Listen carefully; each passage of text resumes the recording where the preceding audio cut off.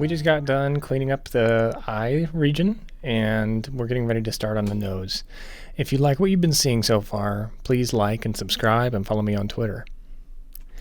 So there's about a million ways to skin this cat, and when I started on the nose for Ahsoka, I was trying to create a much more geometric shape, and so if you watch that time lapse, you'll see me do some pretty weird stuff because I was kind of experimenting to try to get that hard edge. But if we're going for a more, anatomically correct shape, you can probably imagine what I'm going to do here. There's a couple shapes that make up the core profile of the nose, and one is some type of cylindrical body, and that could be like a cylinder, which we could use the cone control on to define the base of the nose. And then there's also a curve, which I'm very fond of. And I think I'm going to pick the curve because we have more control. What I typically do when I start with curve shapes, unless I'm creating a very specific shape that requires this thickness, is I just scale it down so that thickness is gone. And then rotate it the direction that we're going to need it. In this case, I'm rotating it out because it kind of depends on the nose, but and how stylized of a character you're going for. But a lot of noses tend to kind of point upward. Some noses point downward. And actually, when I was creating my nose for my self-portrait, I think I pointed it the other direction because my nose kind of hooks. And so I pointed it this way. So it depends on your character, what you're trying to do here. But, you want it to be mostly straight, and it may have a slight bend upward. And it may,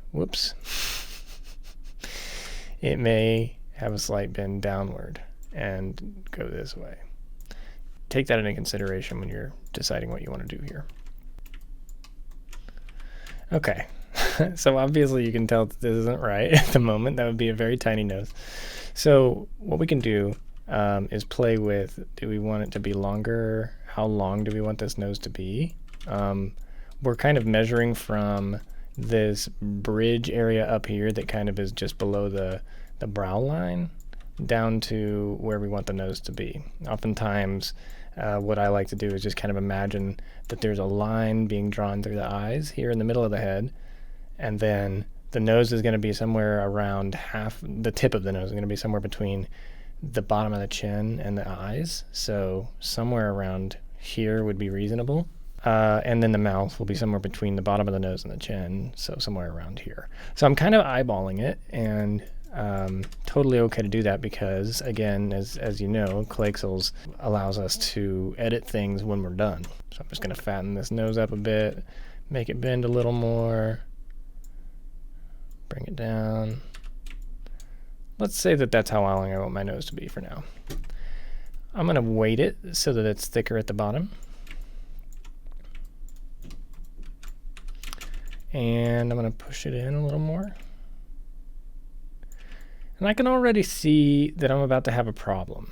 If I blend this in, it's not too bad of a starting point, but there's kind of like there's this little pocket down here where it's kind of like you can see, even with a relatively high blend value, you can see that the curve is dipping back in at the base of the skin here. And so I've fixed this a couple different ways. You can do it with like a spherical volume that you put in here and blend, or you could duplicate the nose and put it down here. And so what that does is it creates kind of a thickness in the local Y axis so that it doesn't dip in quite so hard. And then that allows you to blend the upper portion of the nose less if you want to. So this one is blended. How do I describe this? So the one that's underneath, if I hide the one on top, is blending just enough to kind of bring this part of the skin outward. We can blend this nose on top. And then we can decide how much we actually want the nose to be blended onto the face. And it could be less or more depending on what you're trying to do. I roughly like the shape of this nose. The tip of the nose is kind of a compound shape. You have this area here that's kind of like the tip, and then you have, you know, your two nostrils. And as you might expect, I'm going to create those nostrils with a sphere at first, and then I'm going to decide if that's actually the shape that I want. Bring that down here, mirror it. So let's bring it in and back. And then we can play with slicing the Y a bit. Oh, it's currently rotated. So I'm rotating it down so that the slice will cut up into the nostril. And then we'll move that slice Y up. And that's a bit more like what I would expect, and we can round that out a bit. Slice it a little further, round it out, and then we can play with rotating the nostrils up or down, or you have the power here, right? You don't want them to be flat. You don't want them to be perfect, or the nose won't be interesting. And then we can turn the blend down a bit. Another thing that I do, or that I did at least on my self-portrait for sure, is let's hide this nostril. And one thing you can do is, if I make this a cube,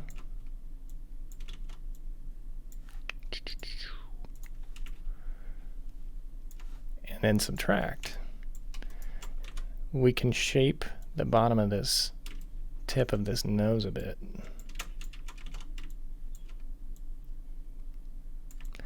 And this is always tricky, cutting, you know, flatness into a shape that's blending into another shape. You just kind of have to tinker around with it until you don't notice the bits that you don't like. So like, if I make this too wide, you're starting to see this cut into the side of the face, and I don't want that. So tricky. It's currently blending a bit, which is what I want, and then I can turn the nostril back on, bring it in.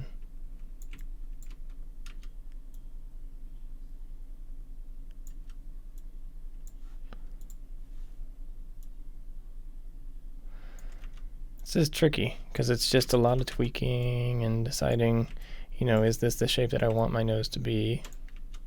Do I want this to come down a bit?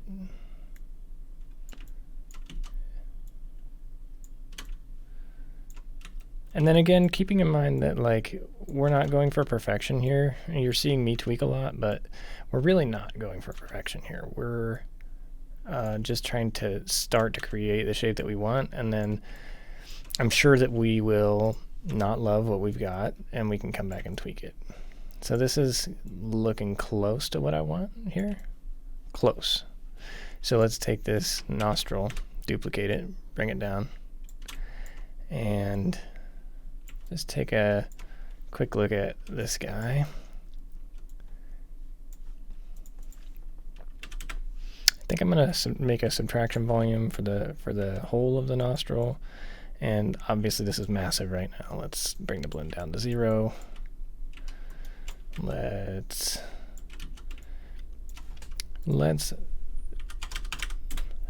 zero out the rotations. I think what I want to do is make it more kind of a thin, long shape, spherical shape. And then we're going to tip it in because your nostril kind of goes in toward your brain. So we want it to kind of point in that direction and then go up in here. The reason I'm pulling it all the way inside like that is that there's kind of like this lip region around your nostril where it kind of, the inside of your nose cavity is bigger than that whole area that's on the outside. I could, you know, make this sphere a little bigger on the inside And so long as the hole on the outside is still smaller, it'll look maybe a little more physically accurate. And then now what I'm doing is I'm trying to kind of match this hole shape with the outer edge of this nostril here. And we could do that one of two ways. We can move the hole, or we could actually move the nostril. We don't want this fleshy piece right here in the middle of the tip of the nose to be too wide. So then we can bring this nostril in. This is huge. You back off, you take a look, and you're like, no, this is massive. So we've certainly got something. I don't know if I'm in love with it, but we got something. We've got actually quite a lot of detail here at the moment, and it's still, this nose region is looking a little low quality. Sometimes, even if it's just temporarily, I bump my object detail up and scale everything up just to get an idea of what this thing would look like, you know, when it's time to do a render. So if I just create an empty object here, one option actually is just to freeze the thing. When you freeze it, you'll get a better idea of what this thing, what shape are you making. Because sometimes those little circular voxels are really hard to gauge. Another option is to create what I call an orientation group. And because the head is currently set to 222, I'm going to set this orientation group scale to 222. And then grab all this stuff, put it inside here. And then I'll bump the bound scale up to 333, and then increase the scale of this orientation group to 333. But you'll see that I have a bit more detail to work with here. This is an option when you get to a phase where you're working on, you know, a part of the face that requires a bit more detail. You're going to be dealing with a lot more memory, and you're going to be sometimes the movements that you make with the objects will be slower. You see that lag that I've got here. So just kind of keep that in mind, back it back down to possibly maybe even just a lower detail level would help, or, you know, reduce your bound scale back down. So I'm not in love with this spherical nostril at the moment. I do believe that my self-portrait had a spherical nostril, but this one's just not doing it for me. So, of course, as per usual, I'm going to grab a curve instead. The curve of my nostril kind of curves around this direction.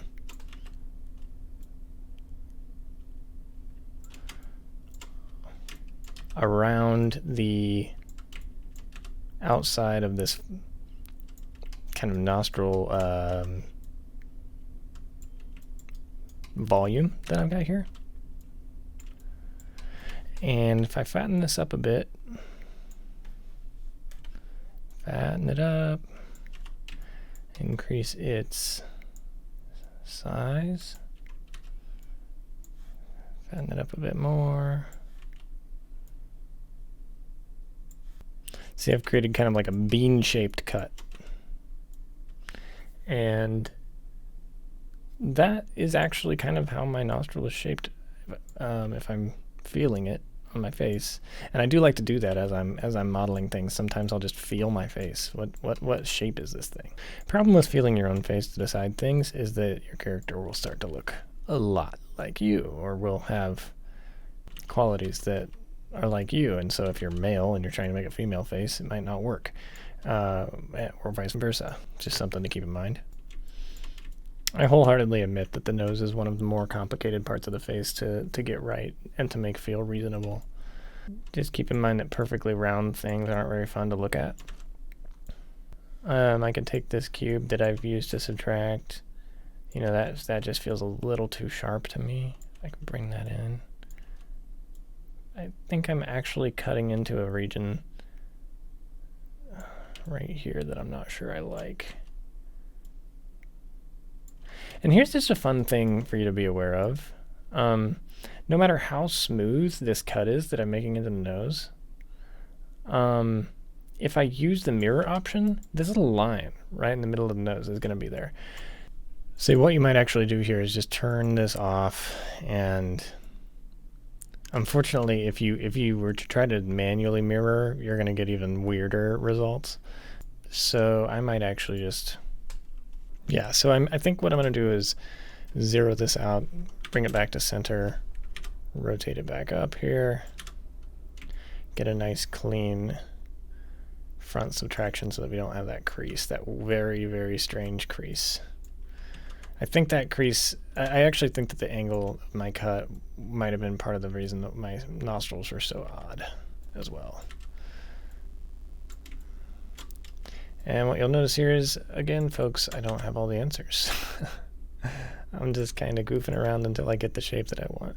Blend the subtraction in to get it to push it up without actually having to push my my cube upward, forward. This is looking a little more like the shape I want in my nose. And I may play with the order here just to see what happens. No, not a big fan of this. Kind of curious though. Maybe I am a big fan of this. If I'm just moving the nostril subtraction out of the way for a second to see what I feel about the shape of this nose so far, and I actually do think I like this. So what's happening here is that my nostril is just too low. I can just pull it up here, rotate it a little bit. I may actually need to bring it back into addition mode just to see what the shape of this thing looks like for a second. Honestly, the general shape of this thing is pretty good. The problem with blend with this bean shape is that this little round part here is getting more pronounced.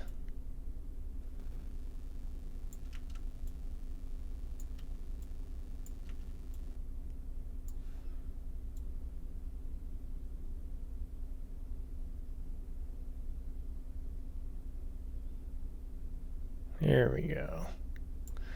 This looks a little closer to what I'm looking for. I actually don't want my blend to be very high here, by the way. I like the blend. Blend gives us a nice natural shape as opposed to like very few organic things have hard creases on them. But just because you have a blend tool doesn't necessarily mean that you need to crank this thing up to a billion. A very small blend can give you a nice effect. Let's actually scale this down a little bit. It's funny how also I scaled it up when I was in addition mode because I thought, oh yeah, that's the shape I want. And then when you get it into subtraction mode, you see how big this nostril actually is. It's massive. So I actually scaled that down a little bit. So I fast forwarded a bit here, and I tweaked on that nostril for a while. It's taking me an unusually long time to make this nose. I tend to kind of fly through the nose actually at first because I move on to the mouth and some other things and then come back. That's how I tend to work on all of this stuff, and I encourage you to do so as well. Don't get stuck on these details like I'm getting stuck right now. Because the reality is that, when you're done and you've got your mouth and you got your ears and everything, you can take a look at the parts that you're not super fond of. You can come back to this nostril and be like, nope. You can move it in, make it smaller, do whatever you want. Really quick, let's just go over what I changed while I had my video on pause. First of all, you may notice that I've made this inner volume here black. And I did that because every time it was set to a lighter color, and I would zoom out and I would look at the nose and be like, man, something about this just doesn't look right. It doesn't feel right. And I think that part of that was just the kind of natural shadow that you get inside a nostril just didn't quite look right. Yes, there are issues for sure. The profile of this thing doesn't look right. I believe that's actually all I did in that time that I had the video off. So now I want to talk a little bit about the nasolabial fold. This is somewhat optional depending on the character that you're making. Almost everyone, everyone definitely has one to varying degrees, and depending on the level of stylization that you're doing, etc., you may or may not have a really prominent nasolabial fold.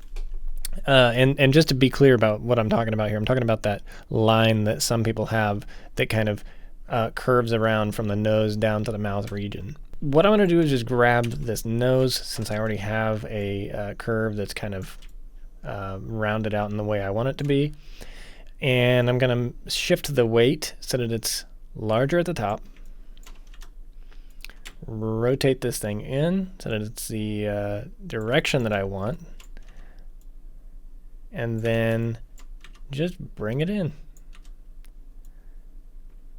And I want to bring the blend down to 0 for a second just to help me view what I'm about to do.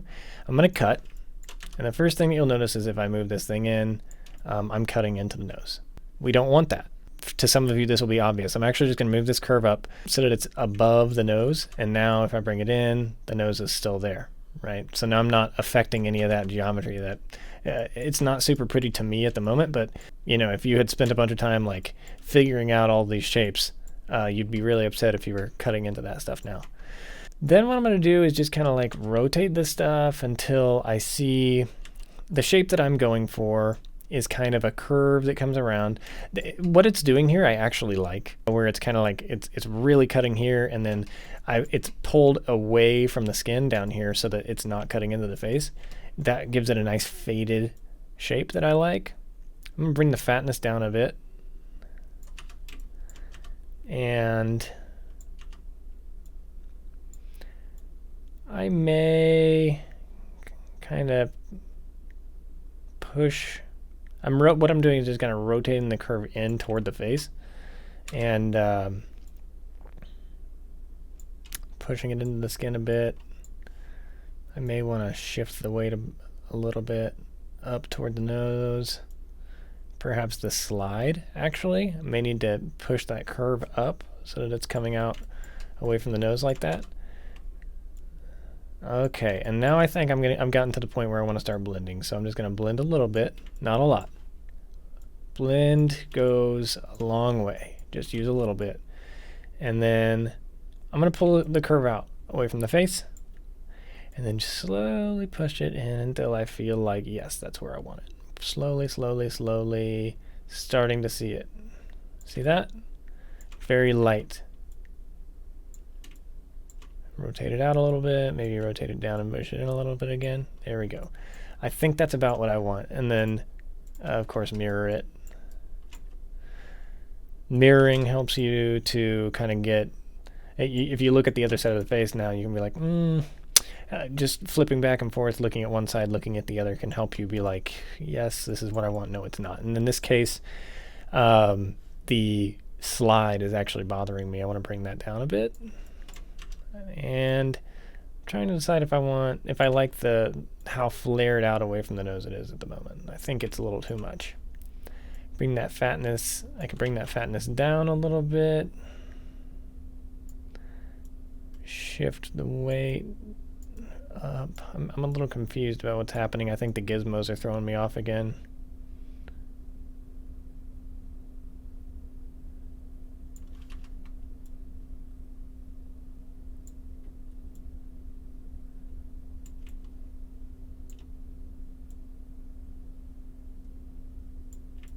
So as you can see, I'm not going for a very heavy effect here. You could, depends on the characters that you're trying to make, as always. But you know, I just kind of want a light suggestion of a curve more than anything else.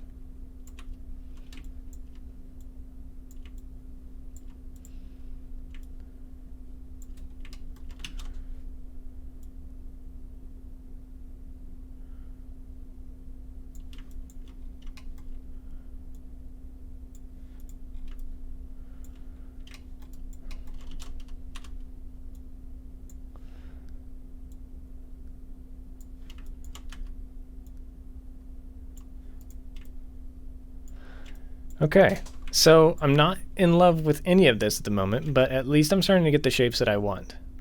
And of course, when I put the lips in, that's going to affect this a lot. because I'm going to add some flesh to this lip area, and so the cut that I create here might be more pronounced. There's a lot of stuff that's going to change over time, and so one of the things that I really encourage you to do is not get too bogged down at any stage here where we're just working on one piece of the face. If I were working on an actual character, like let's say that I had concept art of Ahsoka sitting in front of me, or a picture of myself or whatever, I'm going to just try to kind of lay the bits and pieces of the face in quickly and then adjust. There's a lot of stuff about this face that I'm not in love with at the moment. I think that the eyes are very large. I think that the nose is very bulbous. I kind of feel like the nose needs a little more shape to it. I think that the cheeks, there's something real funky going on here. I think that this area under the eyelid isn't perfect. I think that where the nose and the brow meet is kind of odd. So there's a lot of bits of this that I'm not super happy with at the moment. But this isn't, in my opinion, the time to tweak those things, because, as I've mentioned before, Clayxels is very amazing in how you can just kind of move stuff around. I can come back up here and start moving the brow around right now if I wanted to. And so you can always fix this stuff later. So just like I did in the eye tutorial, I fast forwarded a little bit here. I've been tinkering off camera to try to get this thing ready for a thumbnail for the YouTube video. And I made some changes that I definitely want to share with you guys. One of the first things that I changed is, and I'll play this over actually really quick. When I was rewatching the tutorial video, I noticed that when I was sculpting the nose initially, and I brought down that big sphere, I actually made a comment like, this is way too big or something. But what's funny is I actually really liked the shape that it made on the nose. And I was like, man, if I combine that with what I've already done, I bet it'll look really good. So fast forward to now, and what I've done is I've got a big sphere that I cut out of the nose. And I'm just kind of pushing up and in, and it creates that complex shape that a nostril has. Kind of a happy accident, and they often are happy accidents. Another thing that I did is I brought the nostrils in a bit. I reduced the amount that they were blended, and I brought them forward to create a more strong crease along the back edge of the nostril. That's totally optional, but I liked it a lot. I also brought the weight of the nose down a bit. It was very high and it was very bulbous down here at the end, and I made a comment about that earlier.